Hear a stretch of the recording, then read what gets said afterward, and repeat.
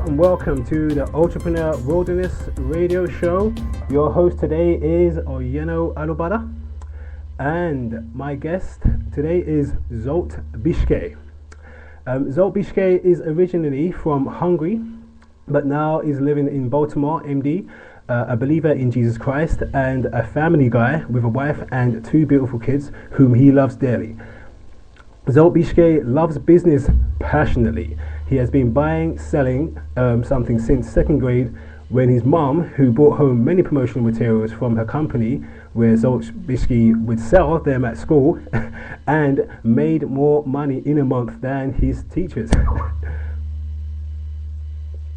This led to many troubles throughout the years in his early 20s, which led to him starting a legal incorporated enterprise.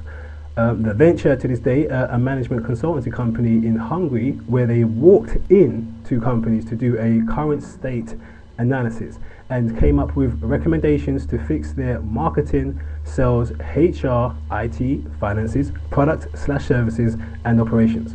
Currently, Zsolt Bicskey is the CEO of Endless Leads, and that is situated again in Baltimore, MD, which is working with all sorts of clients from Hungary, Germany, China, US, Canada, etc. They're helping companies to get leads on a consistent basis using videos, press releases, blogs, content creations, SEO technology, which is search engine optimization for anyone who doesn't know that, social media optimization, and other methods that seem to be working well presently. You may take a look at the website at www.endlessleads.com. That is Endless Leads, leads spelled LEADZ.com. And besides that, Endless Leads, Zsolt Bicskey just started Enoch Press, which is a book publishing and distribution company. Welcome, Bicskey.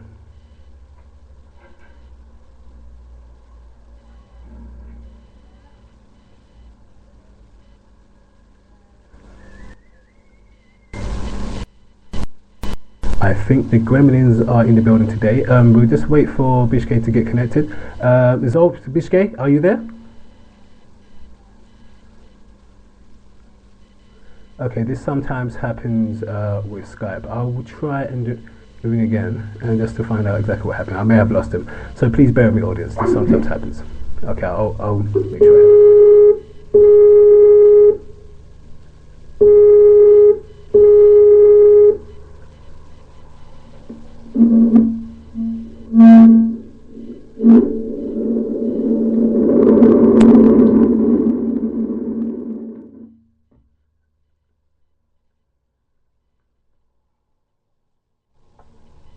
Hello, Zsolt, are you there?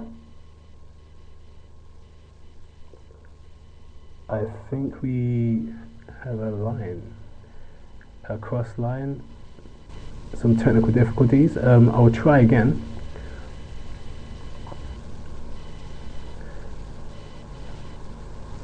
To see whether we can get him back on air.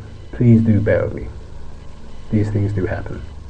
This is part of the entrepreneurial experience, so let's go there again.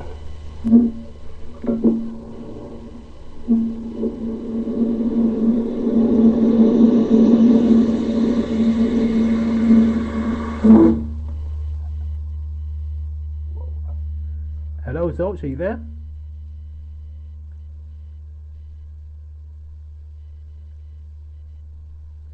I think there is a line difficulty. Let me just see what's happening.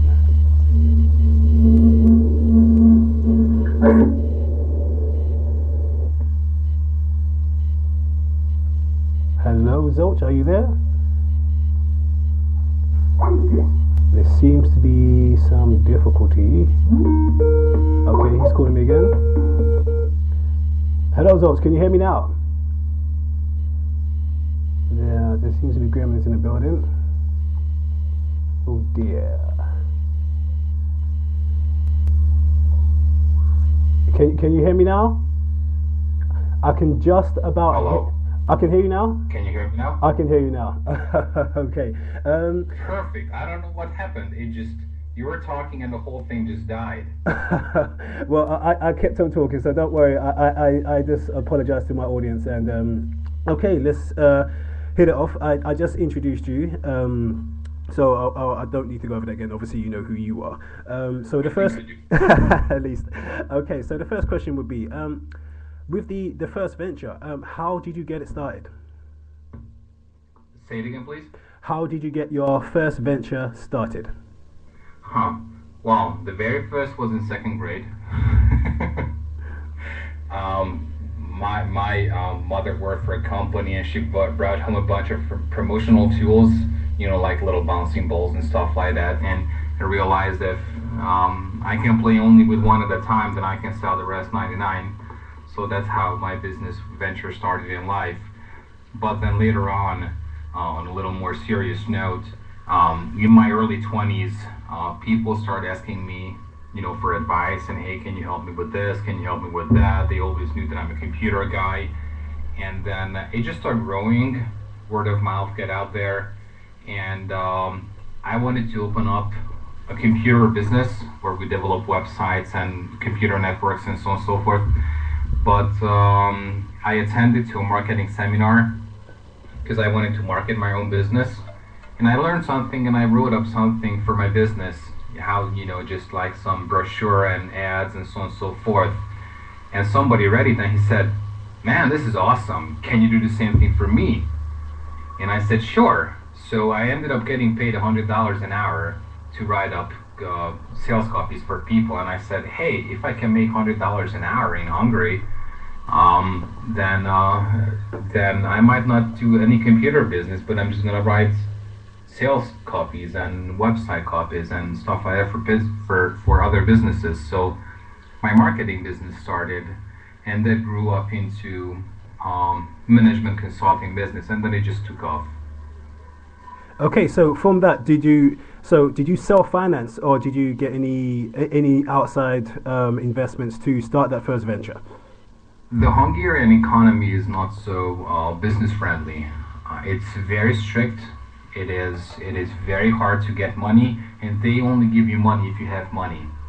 So I had to self-finance it, and since I was a university student and I didn't have so much, I just little by little grew. Made a few dollars, turned it back to the company, living on bread and butter, and then keep growing.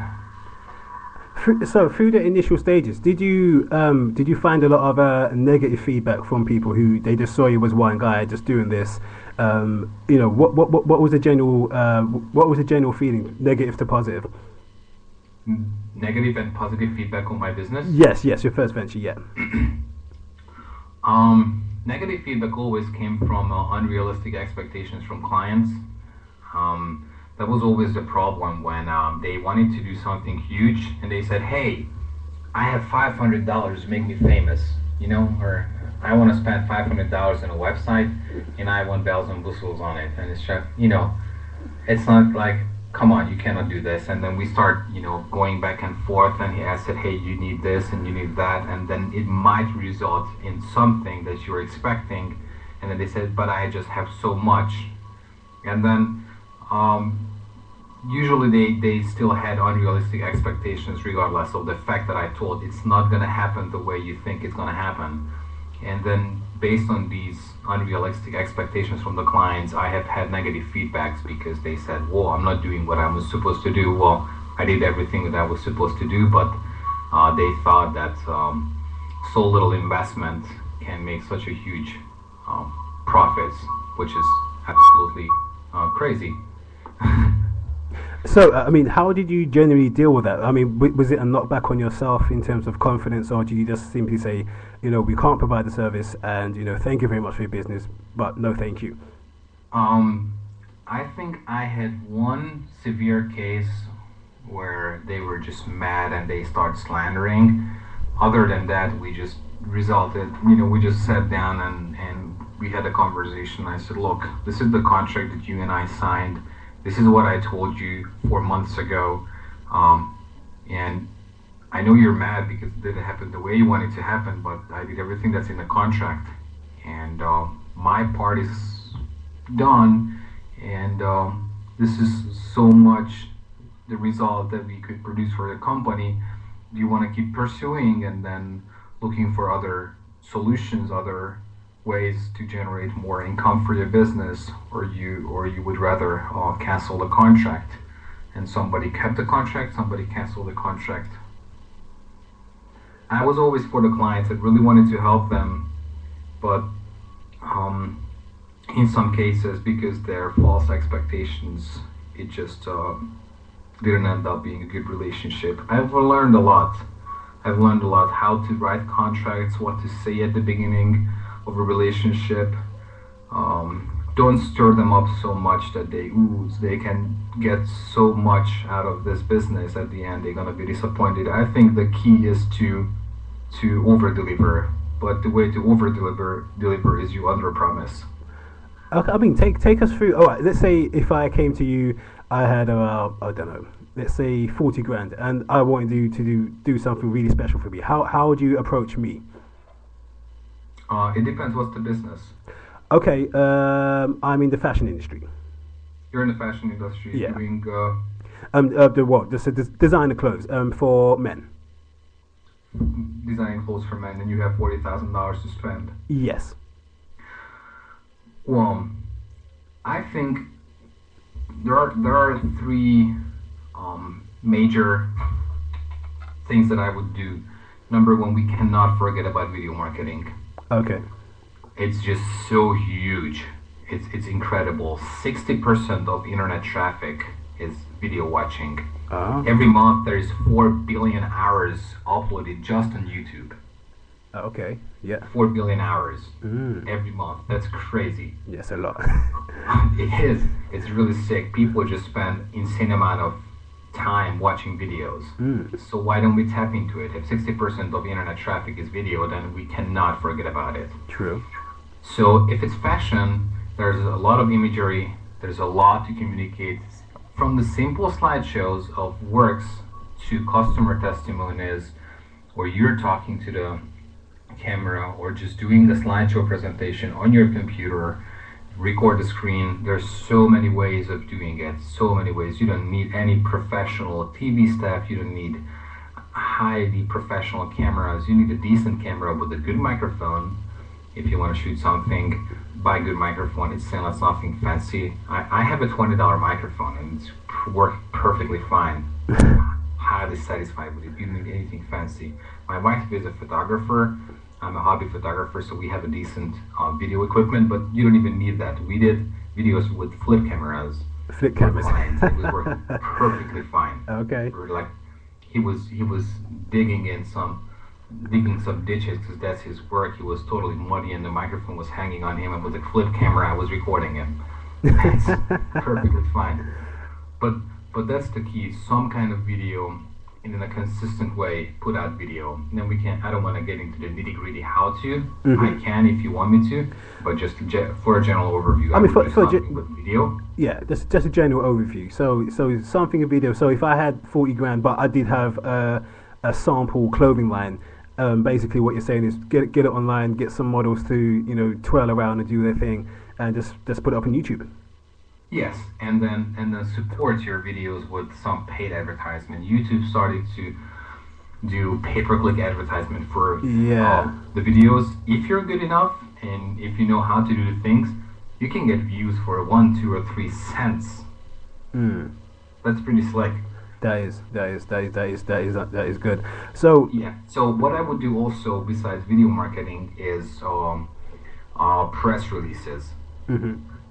Not some free or very, very cheap solutions, but look into something really international, or you guys are in Great Britain. Probably there are press release distribution services that are very good. Here in the United States, I highly recommend PR Web. They can have an international impact also. Okay. Because